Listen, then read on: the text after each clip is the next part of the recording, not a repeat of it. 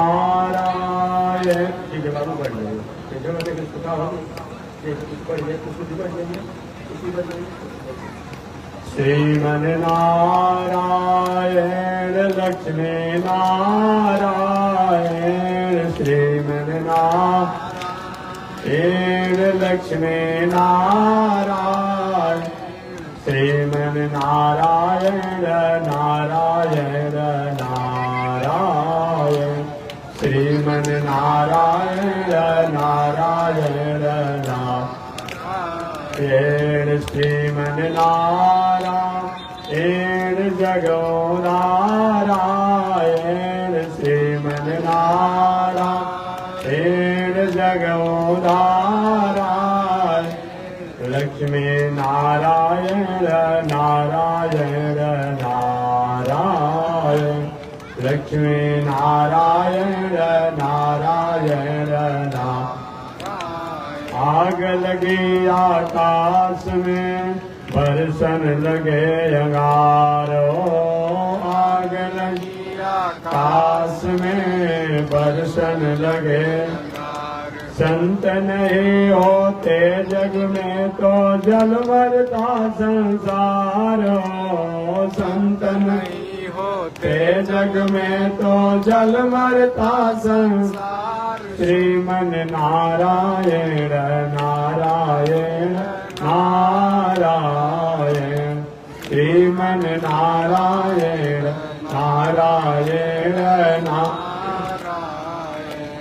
लक्ष्मी नारायण नारायण नारायण लक्ष्मी नारायण नारायण नारायण तनि देखी रघुनाथ जी हमारे ओरिया तनि देखी रघुनाथ जी हमारे ओरिया तनि ताकी रघुनाथ जी हमारे ओरिया तनि ताकी रघुनाथ जी हमारी बगसर में आके रहुआ पैर काट मरने बगसर में आके रहुआ पैर काट मर गौतम नारी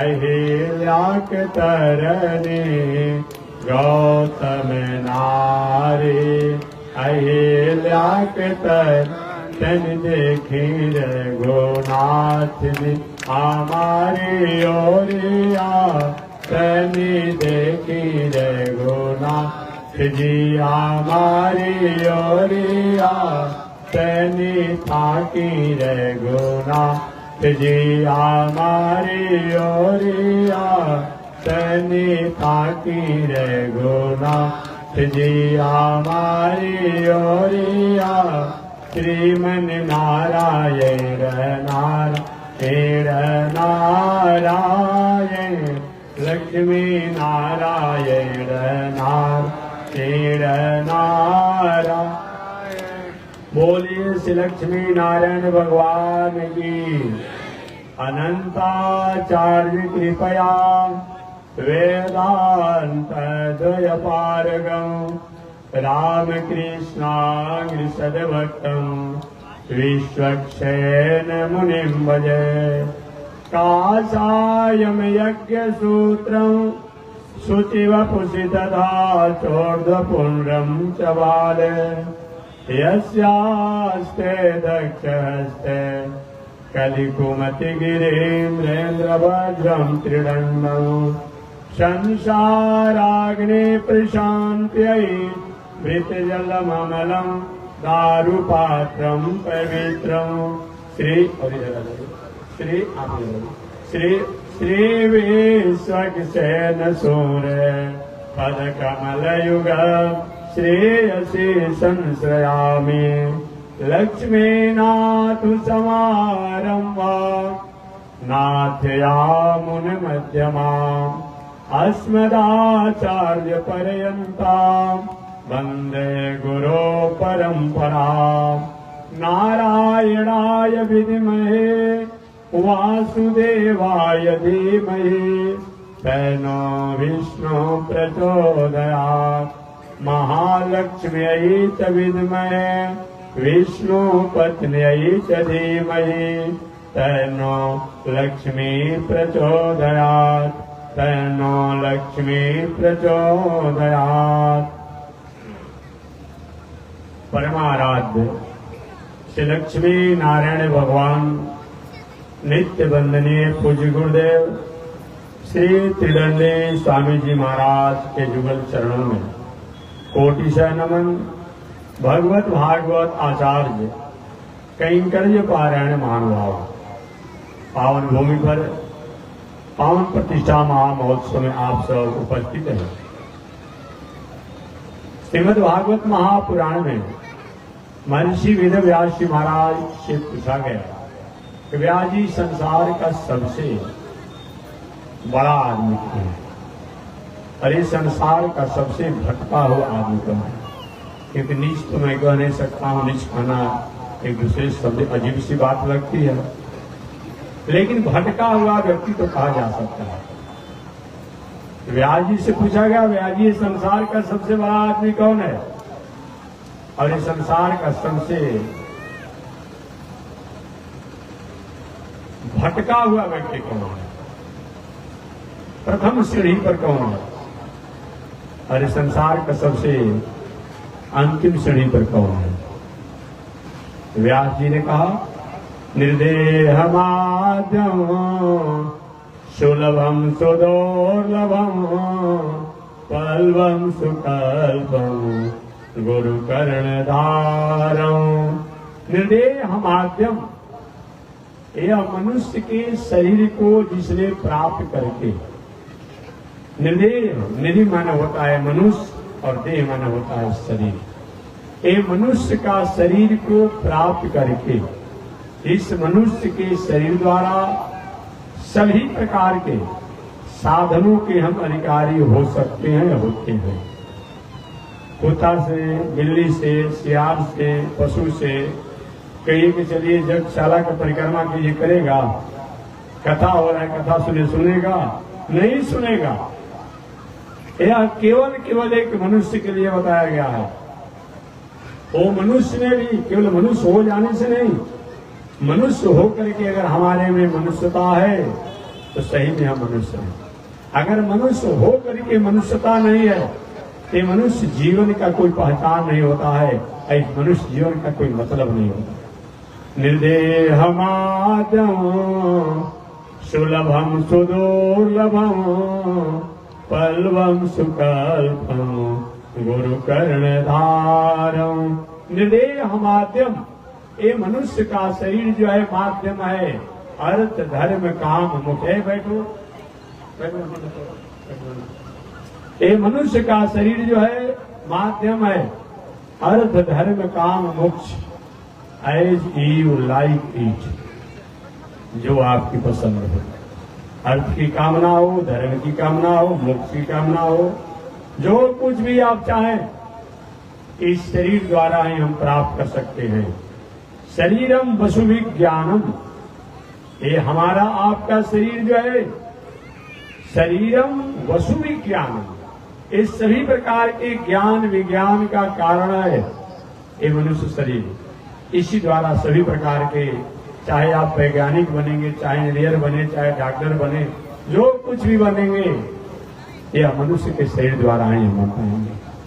तो निर्देह माध्यम, ये मनुष्य का शरीर जो है माध्यम है।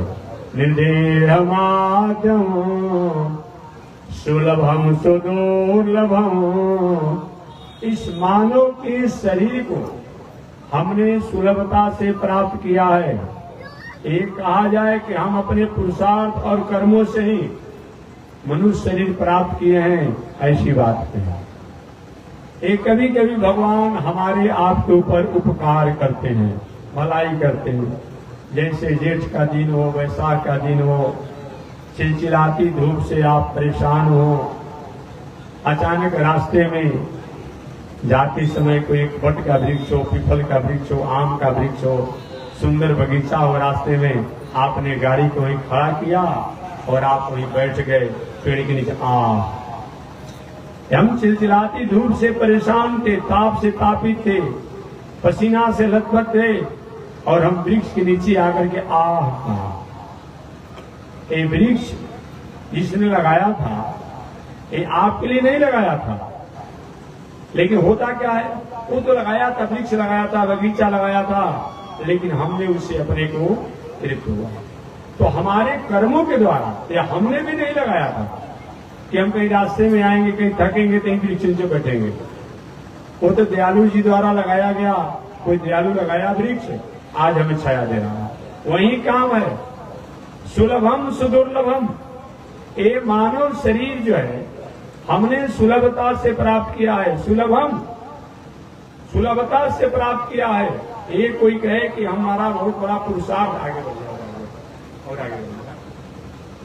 सुलभम सुदुर्लभम, हमने सुलभता से प्राप्त किया है, बाकी हमारा पुरुषार्थ है ऐसी बात नहीं है। पुरुषार्थ से अगर देखिए बात किया जाए ना, तो आप 24 घंटा का अपना दिनचर्या बना लीजिएगा। एक डायरी रखिए छोटा सा, एक कोई कहे कि हम अपने पूजा पाठ यज्ञ दान तीर्थ पद से बहुत कुछ हमने प्राप्त किया, नहीं नहीं, ये आपका भ्रम है, आपका श्रम है। ऐसा अगर आपको नहीं दिमाग में बात बैठती हो तो छोटा से एक डायरी रख लीजिए और आप 1 महीना का अपना दिनचर्या बनाइए। हर घंटा में आप क्या करते हैं, 1 घंटा में हमने क्या किया, कितना आपने पूजा किया, कितना पाठ किया, कितना जप किया, कितना दान किया, कितना तीर्थ किया, कितना अच्छा बात सोचा, कितना बुरा बात सोचा। अच्छा काम किए, अच्छा बात सोचो भी लिखिए, और बुरा जो मन में आ रहा है वो भी लिखिए। बुरा वाला डायरी भर जाएगा, अच्छा वाला डायरी एक पन्ना में बंद हो जाएगा। देखेंगे ना हम कितना अच्छा काम करते हैं जी, बहुत कम करते हैं। एक आ जाए कि हम अपने पुरुषार्थ के द्वारा इस शरीर प्राप्त किए, नहीं, ये भगवान ने कृपा किया है। गुणाक्षर न्याय, गुणाक्षर न्याय का मतलब क्या होता है, एक घून जो होता है लकड़ी काटने वाला क्या करता है, लकड़ी को काटता है, काटते काटते काटते काटते काटते राम लिखा गया, ओम लिखा गया। भगवान कहते हैं कि भाई भले घून है, लकड़ी काटता है, लेकिन राम नाम लिखा है, ओम लिखा है, तो इसका प्रमोशन हो जाना चाहिए। इसी का नाम गुणाक्षर न्याय है। गुणाक्षर या काकर न्याय कहा जाता है। काकर न्याय में क्या होता है, कौवा आंगन में काव काव काव काव कर रहा है, आप थोड़ी परेशान हैं, और परेशान आप हैं, परेशान हैं, कब कौवा चले जाता, और कौवा भी मन बना लिया था हमको अब इस आंगन में आवाज नहीं करना है, बहुत दिनों से बोल रहे आगे बढ़ जाइए, आगे हमको अब इस आंगन में नहीं बोलना है। अब कौवा मन बना लिया था कि हमको अब यहाँ आंगन में नहीं बोलना है, अब उसी में संयोग से आप भी मन बना लिए थे कि कौवा बहुत दिनों से बोल रहा है, परेशान कर रहा है, अब आपने संयोग उसी में ताली बजाया। कौवा तो उड़ने का मन पहले बना लिया था, लेकिन आप उसी समय ताली बजा दिए, अब क्या हुआ, कौवा उड़ गया। आप कहते कि देखिए हमारे ताली बजाने से कौवा उड़ गया। इसी का नाम क्या है, काकर न्याय है। इसी को काकर न्याय कहा जाता है। वही हाल है, जैसे कोई व्यक्ति कोई काम हमारा होने वाला है और हे काली जी, हे हनुमान बाबा, हे शंकर बाबा, अमुक काम हो जाता ना, तो अमुक हम काम आपको करते हैं, अब संयोग से काम आपको हो गया, तो आपने कहा कि हमारे कहने से नहीं, कहने से नहीं, आपके कर्म जो पहले के थे ना उसके अनुसार, कहने से नहीं, क्योंकि कर्मी हमारी जननी है, कर्मी हमारा माता है, कर्मी हमारा पिता है, कर्मी हमारा सब कुछ है, धन है, संपत्ति है, ऐश्वर्य है, वैभव है, सब कुछ कर्मी हमारा है। कर्म हमने किया है, आज हमारे पास है, कर्म हम करेंगे हमारे पास होगा। भाग भविष्य प्रारब्ध होता है, इसको नकारा नहीं जा सकता, लेकिन भाग भविष्य प्रारब्ध जो है ये स्वतंत्र नहीं है। जैसे जिस सरोवर में जल होगा उसी सरोवर में तरंगे होंगी, और जिस सरोवर में जल नहीं होगा उस सरोवर में तरंगे नहीं होगी। ऐसा क्या देखा है आपने, क्या ऐसा नहीं होगा कि जहां जल नहीं हो और वहां जल की तरंग आपने देखा हो, ऐसा नहीं चलेगा। जहाँ सरोवर में जल होगा वही तरंगे होगी। तो जो भाग्य भविष्य प्रारब्ध जो होता है ये होता है, लेकिन स्वतंत्र इसकी सत्ता नहीं है, ये तरंग के समान है। कर्म रूपी जल जहाँ है उस कर्म रूपी जल में ही एक भाग रूपी तरंगे होते हैं, एक प्रारब्ध रूपी तरंग होते हैं, एक भविष्य रूपी तरंगे होते हैं। एक भाग भविष्य प्रारब्ध की स्वतंत्र कोई सत्ता नहीं है। इसलिए कर्म हमारी जननी है, कर्म हमारा माता, कर्म हमारा पिता, कर्म हमारा गुरु, कर्म हमारा धन, कर्म हमारा पद, सब कुछ हमारा कर्म ही है। वर की ज्वर्षी कर्म ही पूजा। इसलिए कर्म का कभी त्याग नहीं करना चाहिए। कर्म को करने के बाद भी अगर हमें रिवेट और रिटर्निंग नहीं प्राप्त हो रहा है, हमें फल नहीं प्राप्त होता है, फिर भी हमें कर्म का त्याग नहीं करना चाहिए। एक न एक दिन हमारे आपके कर्म का फल कहीं न कहीं होता है, मिलता है, भला हो तब, बुरा हो तब, दोनों का। सत्संगाद भवनीय स्त्रियो गुरुमुखात् श्री संप्रपद्यात्मान प्रारब्धम परिभोज्य कर्म सकलम प्रसीद कर्मांतरा। सत्संगाद भवनीय स्त्रियो, अच्छे कर्मों को करने से, सत्संगाद भवनीय स्त्रियो, अच्छे कर्मों को करने से इस संसार में जो हमारी अस्मिता है, अविवेक है, असहिष्णुता है, अमनता है, असौहार्द है, इस पर अनुशासन होता है, इस पर दमन होता है। सत्संगाद भवनीय स्त्रियो गुरुमुखात् श्री संप्रपद्यात्मान। लेकिन वह सत्संग किसके द्वारा होना चाहिए? गुरुमुख द्वारा होना चाहिए, गुरुजनों द्वारा होना चाहिए। ऐसे मनमुखी या मनमाना ढंग का कोई कुछ कर लेंगे तो नहीं होगा। ऐसे कोई पलानी छा करके कहीं कहे कि हम जग कर रहे हैं, जग की प्रक्रियाएं होती है, जग कराने वाला आचार्य का क्या प्रणाली होता है। आज तो सब जगह कर रहा है, सब जग कर रहा है, दिन भर गांव के साथे रहता है और रात में अपना व्यवहारिक पत्नी बाल बच्चों के साथ दिनचर्या लेता है, वो भी जग कर रहा है। अभी कल या परसों में कथा सुन रहा था, हालांकि हमारा ये सब विषय नहीं है, लेकिन आज एक होड़ मचा हुआ है। अब होना भी चाहिए जी।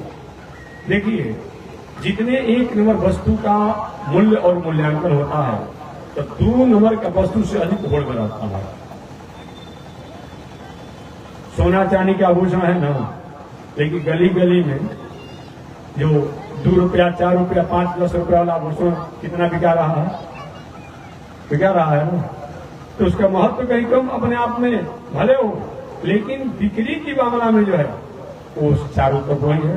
बल्कि सोना चांदी गली गली में नहीं बेचा जाएगा, उसके कुछ जगह होगा, लेकिन ये तो घर घर और गली गली में बिकता है। लेकिन सही माने में हमारा आपका ही होता है कि गुरुमुख द्वारा हमें, गुरु किसे कहा जाता है? गुरु होते कौन है? आज गुरु भी हम सब लोग बनना चाहते हैं। एक गुरु का मतलब क्या होता है? एकाक्षरी कोश के अनुसार अगर गुरु शब्दों को परिभाषित किया जाए तो गुरु जो है गरु शब्द से बनता है।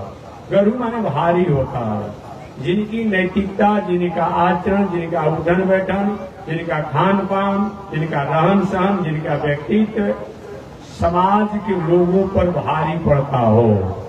भारी माने उनकी आचरण को, उनके व्यवहार को, उनको कर्म को, उनके बोलचाल को, उठन बैठन को, खान पान को देख करके, सुन करके, चिंतन करके लोग अपने जीवन में सुधार की प्रेरणा प्राप्त करते हो, उन्हीं का नाम गुरु है।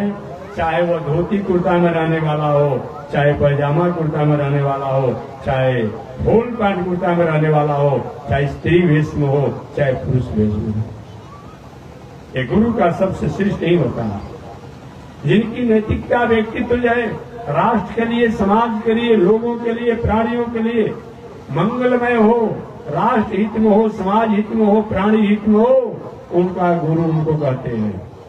ऐसे और अगर उपनिषद के अनुसार बात किया जाए तो उपनिषद के अनुसार अगर बात किया जाए तो उपनिषद में आया है कि गुरु का लक्षण होता है सीधम सत्य संप्रदाय स्थिर मनघम श्रोत्रियम ब्रह्मनिष्ठम सत्यवाचम समय नियतया साधवृत्या समेतम दम्भाजित गण विषयम दीर्घ बंधुम दयालुम।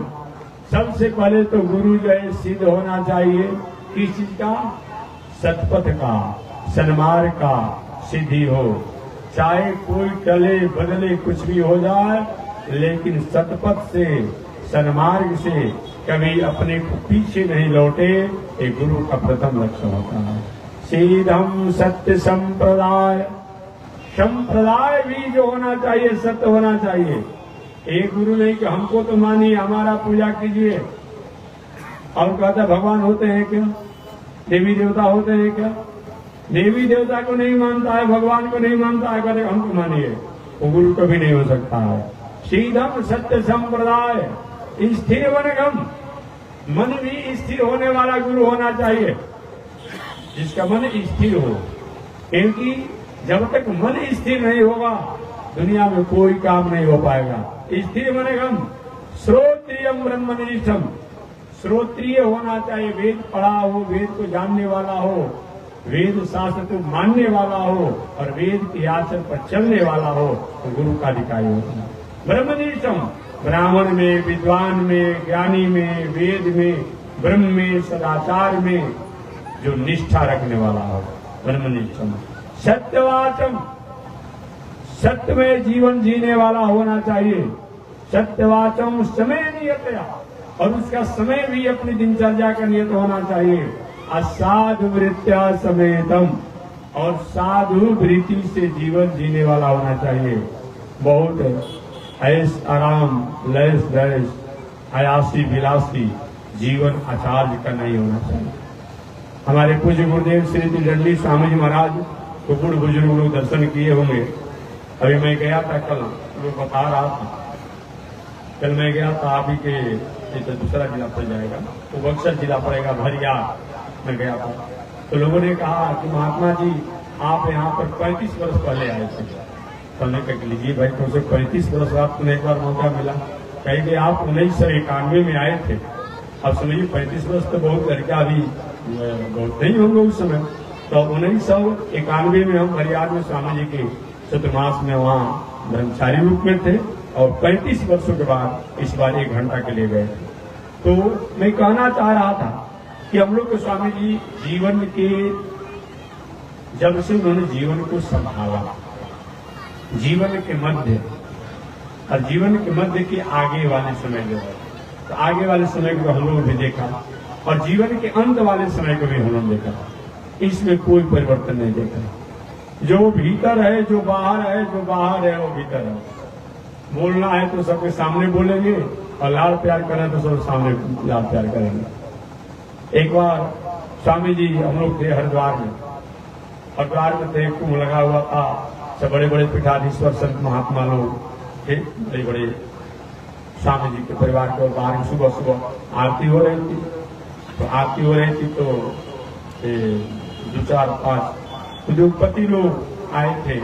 तो कोई व्यक्ति सोचा कि भाई परिचय देकर थोड़ा अपना हम बढ़त बनाएंगे इनके, हम उद्योगपति क्या है, हमारा भी कोई स्वामी जी मैंने परिचय आपको कराया था। तो उन्होंने कहा कि स्वामी जी बहुत बड़े उद्योगपति है। तो दूसरा बात है, लेकिन मैं नहीं कहना चाहता, मैं शब्द को बहुत नहीं कहता हूँ कि तो किसी उद्योगपति के टाइटल से उन्होंने नाम दिया, लेकिन मैं उसको नहीं लेना चाहता हूँ। एक स्वामी जी एक बहुत बड़े उद्योगपति, इनके आपको हम भेंट करने के लिए लाइन लगाते हैं। तो दम्भा जितगण विषयम, दम भी नहीं होना चाहिए गुरु को, और जितगण विषयम, इंद्रियों को जीतने वाला होना चाहिए। दीर्घ बंधुम दयालु, और अधिक से अधिक प्रिय और प्रेमी जन होना चाहिए। इन लक्षण से संपन्न जो व्यक्ति है वह गुरु का अधिकारी है। तो व्यास जी कहते हैं, निर्देहमाद्यम सुलभम सुदुर्लभम कल्पम सुकल्पम गुरु कर्णधारम। कहते हे दुनिया में रहने वाले लोग, ये मनुष्य का शरीर जो है माध्यम है, निर्देह माध्यम, सुलभम सुदुर्लभम।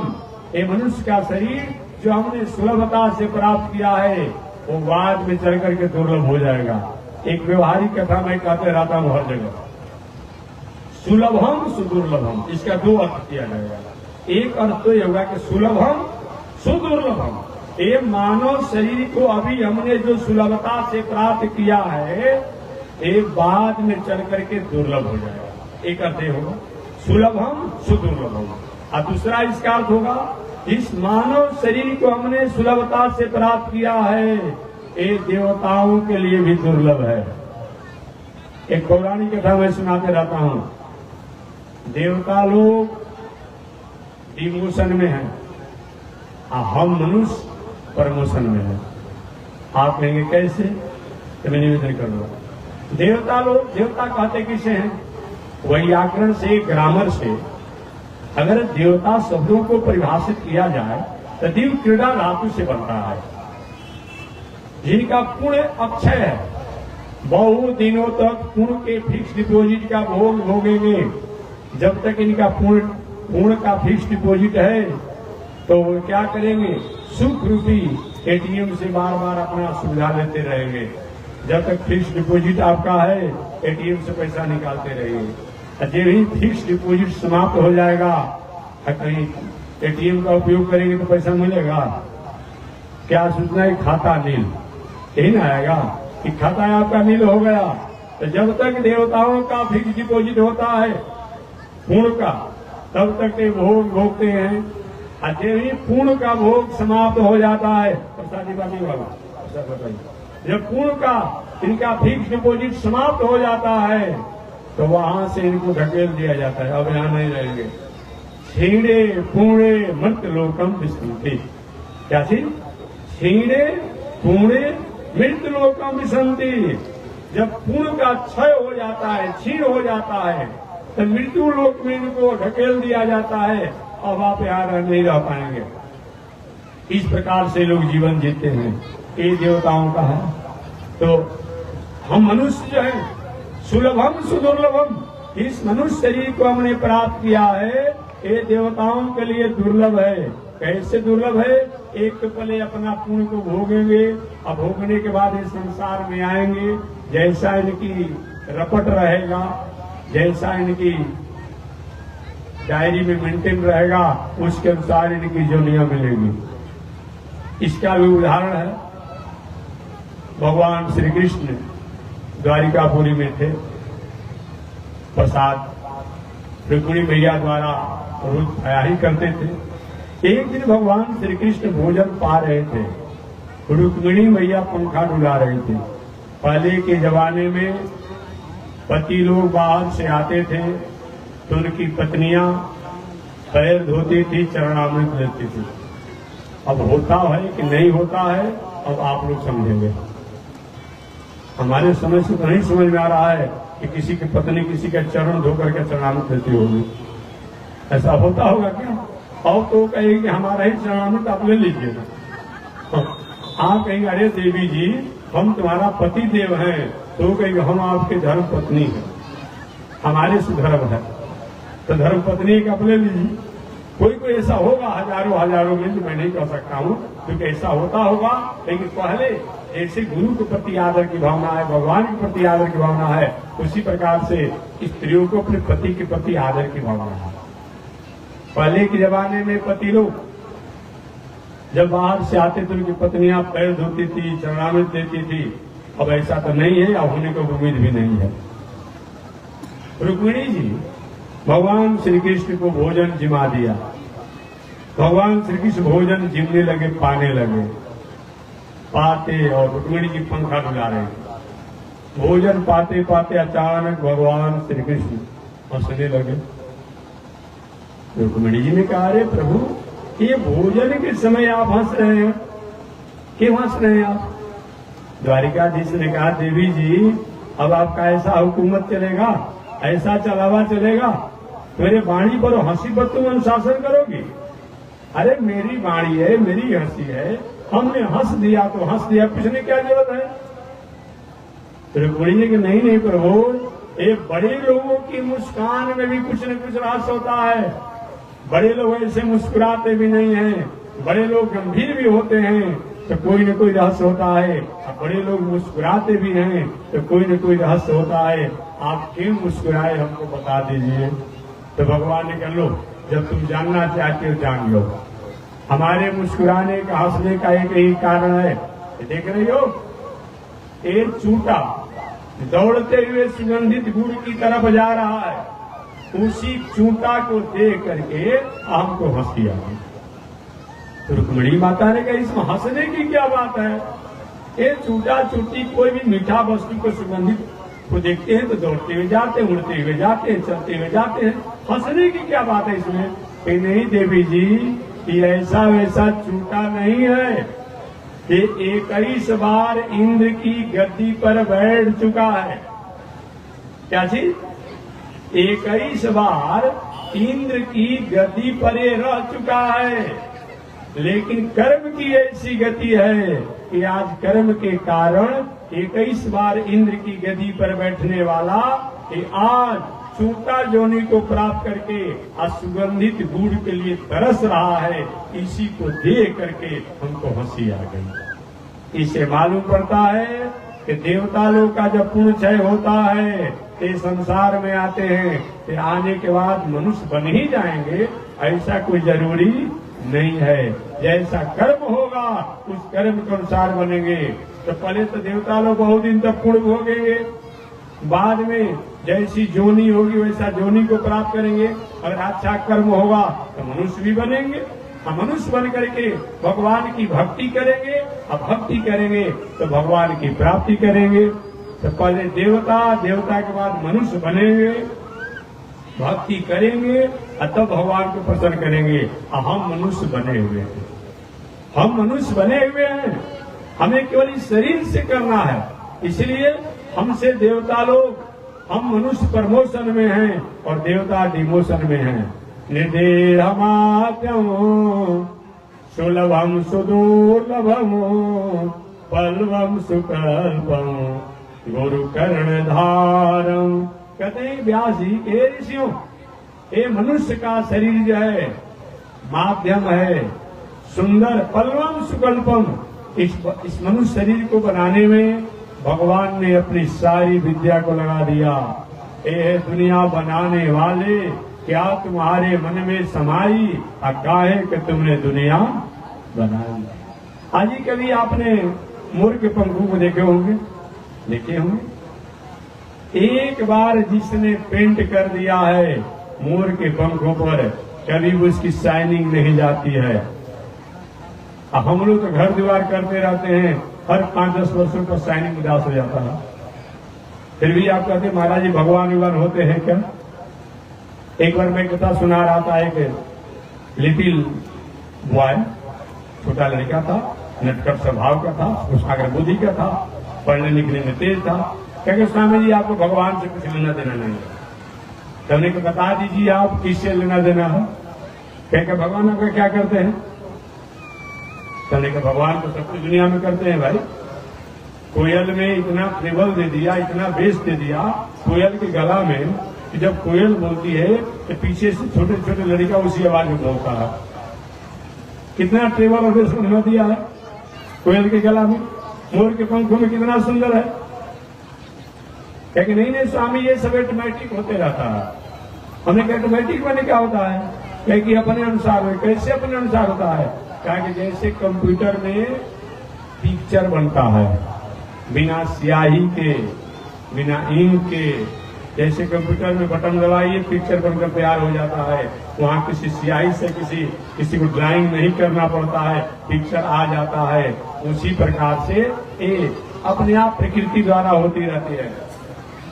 हमने कहा कि ये बताइए एक कंप्यूटर को बनाया है किसने? कंप्यूटर अपने से बना है कि कंप्यूटर किसी ने बनाया है? क्या कंप्यूटर किसी ने बनाया है? ये अपने आप ऑटोमेटिक प्रकृति जो कहते हो, इस प्रकृति को भी तो कोई न कोई बनाने वाला होगा। क्या कहा? ये तो होगा बनाने वाला। हमने कहा उसी को तो हम लोग कहते हैं कि all thing bright and beautiful, all creature great and small. छोटे बड़े सुनहले चमकीले जो कुछ भी दुनिया में है उसको बनाने वाला कोई न कोई है। उसी को हम गॉड, उन्हीं को लॉर्ड, उन्हीं को ईश्वर, उन्हीं को परमात्मा, उन्हीं को भगवान, उन्हीं को राम, उन्हीं को कृष्ण, उन्हीं को वामन, उन्हीं को नरसिंह कहते हैं। जब प्रकृति है तो प्रकृति को बनाने वाला भी कोई न कोई होगा और है। उसी को हम लोग प्रकृति पुरुष कहते हैं। और मैंने कहा कि बताइए कंप्यूटर अपने से पिक्चर तो बना देता है, लेकिन कंप्यूटर में, मोबाइल में कहीं किसी प्रकार के वायरस हो जाते हैं तो एंटीवायरस कौन डालता है? किसी प्रकार के ऑटोमेटिक वस्तुओं में डिफॉल्ट हो जाता है किसी प्रकार से, तो डिफॉल्ट को दूर कौन करता है? अपने से होता है कि कोई करने वाला व्यक्ति होता है? ये प्रकृति जो है, प्रकृति में किसी प्रकार के वायरस हो जाते हैं, डिफॉल्ट होता है, इसको कौन ठीक करने वाला है? एंटीवायरस कौन डालता है? उसी डालने वाले को परमात्मा, ईश्वर, गॉड कहा जाता है। अजी डॉक्टर के पास आप जाते हैं, किडनी खराब है, लिवर खराब है, हार्ट खराब है, गुर्दा खराब है, आंख, कान, नाक खराब है, रोग हो गया है, कहीं डॉक्टर ने अच्छा आपको काम कर दिया, किडनी, लीवर, हार्ट, डॉक्टर साहब को जिंदगी भर धन्यवाद देते, डॉक्टर साहब धन्यवाद, आपने ऐसा दवा किया, मेरा किडनी को ठीक कर दिया, लीवर को ठीक कर दिया, हार्ट को ठीक कर दिया। कहते हैं ना, एक कभी आपने विचार किया कि लीवर में, किडनी में, हार्ट में किसी प्रकार का दोष आ गया था, प्रॉब्लम आ गया था, उसको दूर करने वाले को तो धन्यवाद देते हैं। आज जिसने शरीर में किडनी को बनाया, लीवर को बनाया, हार्ट को बनाया, वो कभी धन्यवाद का पात्र नहीं है, कभी धन्यवाद के पात्र नहीं है। अगर वो नहीं भी ये बनाया होता तो डॉक्टर साहब क्या कर देते? आज डॉक्टर साहब का दिमाग जिसने दिया है उन पर कभी आप धन्यवाद नहीं देते हैं? कौन ऐसा किया काम? इसलिए आपको जब दुनिया में कोई वस्तु है तो वस्तु का कोई न कोई मेकर होगा, ऑर्गेनाइज करने वाला होगा, कोई न कोई ऑपरेटिंग करने वाला होगा, उसी को भी हम गॉड, लॉर्ड और ईश्वर के नामों से जानते हैं। अनेक रूप रूपाय विष्णुवे प्रविष्णुवे। तो महर्षि वेदव्यास जी कहते हैं कि हे दुनिया में रहने वालों, हे ऋषियों, निर्देहमाद्यं सुलभम सुदुर्लभम पल्लवम सुकल्पम गुरु कर्णधारम। निर्देह माध्यम, ये मनुष्य का शरीर जो है माध्यम है, निर्देह माध्यम, सुलभम सुदुर्लभम, जिस मानव शरीर को हमने प्राप्त किया है सुलभता से, वो बाद में चल करके दुर्लभ हो जाएगा। सुलभम सुदुर्लभम पल्लवम सुकल्पम, इस मानव शरीर की रचना करने में परमात्मा ने अपने सारी तकनीकी को लगा दिया है। पल्लवम सुकल्पम गुरु कर्णधारम, और गुरु को ही कर्णधार बना दिया गया, पतवार बना दिया गया। सुंदर गाड़ी हो और गाड़ी का चलाने वाला ड्राइवर अगर अच्छा न हो तो गाड़ी को कहीं खाई में गिरा सकता है। ये मनुष्य शरीर रूपी एक गाड़ी को चलाने के लिए, ड्राइविंग करने के लिए गुरु को कर्णधार रख दिया गया। गुरु कर्णधारम। भगवान कहते इसके बाद भी हमें विश्वास नहीं हुआ तो मया अनुकूल नवस्वचरितम, हम अनुकूल वायु बन करके और लोगों को प्रेरणा देते रहते हैं। कभी कभी लोग पूछ देते हैं हमसे कि महात्मा जी धर्म क्या है, अधर्म क्या है, नीति क्या है, अनीति क्या है? तो आपको पता नहीं है? कि नहीं, मुझे पता तो है, लेकिन मैं आपसे जानना चाहता हूँ। तो मैंने निवेदन किया कि धर्म का मतलब जिस व्यवहार, जिस काम को करने पर हमें परेशानियां हो रही हो, आपको कोई धोखा दे देता है, आपके साथ कोई किसी प्रकार के बेईमानी शैतानी करता है, तो आपको कष्ट होता है, तो दूसरे को भी आप धोखा मत दीजिए, बेईमानी शैतानी मत कीजिए। इसी का नाम धर्म है, इसी का नाम धर्म है। रास्ते में जा रहे, कहीं पत्थर से ठेस लगा, अंगुली आपका कट गया, कष्ट होता है, तो दूसरे भी प्राणी को काट करके हिंसा मत। आपकी बेटी बहू के प्रति अगर किसी की निगाहें और भावनाएं ठीक नहीं होती है तो मन में आपकी उदासी होती है कि हमारे प्रतिष्ठा से अमुक व्यक्ति खिलवाड़ करता है, आप भी दूसरे की बेटी बहू की प्रतिष्ठा से खिलवाड़ मत कीजिए। इसका नाम क्या है? आपका मुंशी मैनेजर कहीं सही में, आप भले ही जिला के पैमाने में आपका नाम आता हो, लेकिन जब कोई कर्मचारी जो होते हैं तो सोचते हैं कि हमारा मुंशी मैनेजर जो है ये जिला का सबसे बड़ा ईमानदार आदमी होना चाहिए। इसे मालूम पड़ता है कि बेईमानी करना धर्म नहीं। आत्मना प्रतिकूलानी परेशान है समाज रे। आत्मना जो आपके लिए और आपकी आत्मा के लिए, आपके लोगों के लिए जो प्रतिकूल हो, अपमानजनक हो, निंदनीय हो, कष्टकारक हो, परेशान तो दूसरे के साथ व्यवहार न करे, इसी का नाम धर्म है। और ऐसा हमने कर लिया, हर व्यवहार ही हमारी साधना, हमारी आराधना, हमारी उपासना हो जाती है। वहीं व्यास जी कहते हैं कि मया अनुकूले नमस्ते चेरितम, कहते हैं कि हे दुनिया में रहने वालों, मैं अनुकूल वायु बन करके और मानव को प्रेरणा देते रहता हूँ। फिर भी जो व्यक्ति सुंदर शरीर, सुंदर शास्त्र, सुंदर देश, सुंदर गुरु और सुंदर विवेक, सुंदर प्रेरणा को प्राप्त करने के बाद भी अपने जीवन को अच्छे कर्मों में नहीं लगाता है, तो आत्महत्यारा वही संसार का सबसे अंतिम उदान का व्यक्ति है, अंतिम सीढ़ी का व्यक्ति है। वही ये व्यक्ति संसार में सहज है, वही ये संसार में गिरा हुआ भटका हुआ व्यक्ति है। ये व्यास जी ने बताया, उसी संदेश को मैंने भी आपके सामने निवेदन किया। बस इसी के साथ मैं अपने वाणी को विराम दे रहा हूँ। आगे और भी जो संत महात्माओं की जैसी कथा होगी वो कथा आपको सुनाएंगे, जैसा उनकी व्यवस्था होगा।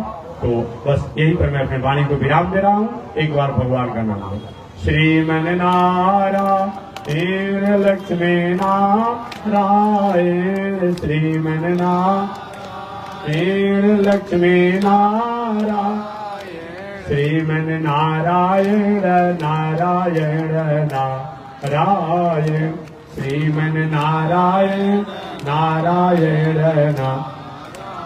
आग लगी आकाश में बरसन लगे अंगारो, आग आकाश में बरसन लगे।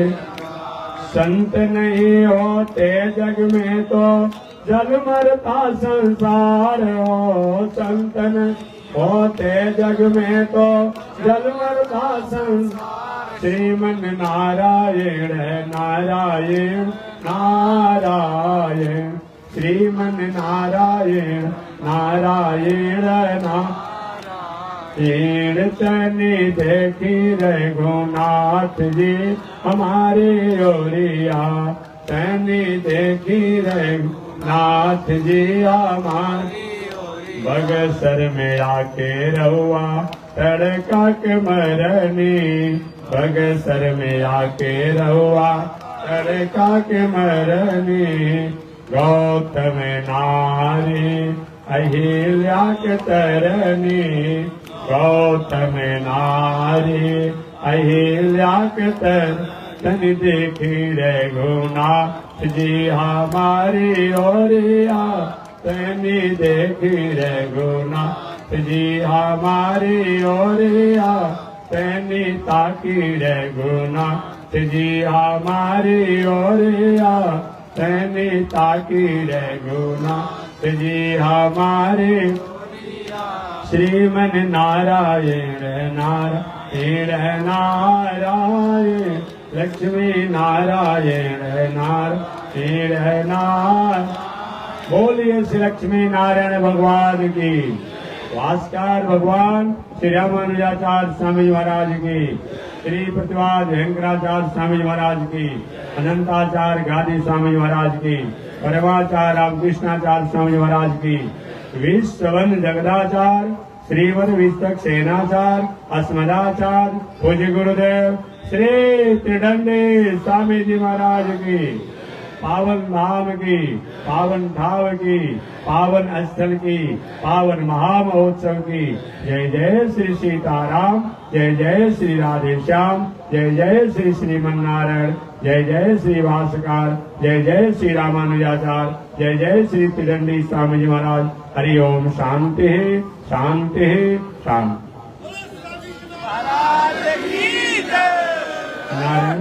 कल प्रातः काल की आरती लगभग 7:30 बजे के बाद और 8 बजे तक के बीच में, समय की अनुकूलता देखते हुए जैसा प्रकृति और समय अनुकूल रहेगा उसके अनुसार आरती की जाएगी। तो समय मिलने पर प्रातः काल की आरती में 7:30 बजे के बाद और 8 बजे तक के बीच हम लोग प्रातः काल की आरती करेंगे। आप सादर आमंत्रित हैं। और बाकी संत महात्माओं की कल जग की पुलावती भी है, आयोजन का समापन है और भंडारा का निमंत्रण जग समिति की तरफ से मैं सब दे रहा हूँ। कि सब लोग गांव के क्षेत्र के जो भी लोग हों अपने सब हरिए, सब लोग प्रसाद भंडारा पाने के लिए कब बजे समय रहेगा जी? 10 बजे से कब से 10 बजे दिन से लेकर के 10 बजे रात्रि तक जब मौका मिलेगा आप आकर के प्रसाद भंडारा पा लीजिएगा पूर्णाहुति के समय पर। तो 10 बजे दिन से 10 बजे रात्रि के बीच जब मौका मिले आप आकर के भंडारा प्रसाद पा लीजिएगा। और कल प्रातः काल की आरती 7:30 बजे से 8 बजे के बीच में लगभग होगी। मैं भी आप लोगों के साथ 10 बजे तक रहूंगा, 10 से 12 बजे तक रहूंगा। आगे हमारी जहाँ यात्रा होगी उस यात्रा में हम सम्मिलित होंगे, लेकिन 10, 11 और अधिक से अधिक 12 बजे तक मैं आपके साथ में रहूंगा। बाकी आगे की यात्रा भगवान का जैसा कृपा। तो बस इसी के साथ वाणी विराम। कल सुबह की आरती में सादर आमंत्रित और आज कथा में संत महात्मा लोग जो आए हैं उनके द्वारा कथा होगी, उसमें भी आप सम्मिलित होंगे। जय श्री मनारायण।